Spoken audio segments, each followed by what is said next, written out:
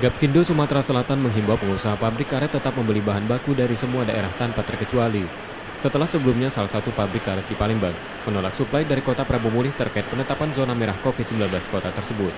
Penolakan pabrik tersebut karena adanya ketakutan penyebaran COVID-19. Gapkindo meminta pengusaha karet tetap waspada dan memperketat pengawasan pada kendaraan yang masuk ke pabrik, termasuk di daerah zona merah. Memberlakukan protokol COVID-19 pada pengangkutan karet dari daerah dengan penyemprotan desinfektan. Kami menghimbau memang jangan sampai memberhentikan pembelian karet dari kabupaten manapun. Adapun dari kabupaten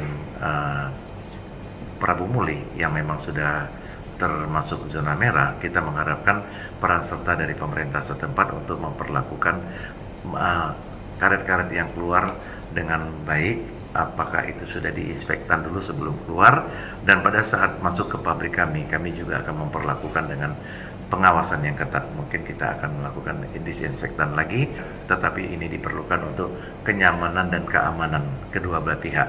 Pandemi COVID-19 berdampak pada industri karet yang semakin terpuruk. Sejumlah negara produsen ban seperti Amerika Serikat, Eropa, Cina, dan India mengurangi aktivitas industri karena pandemi itu.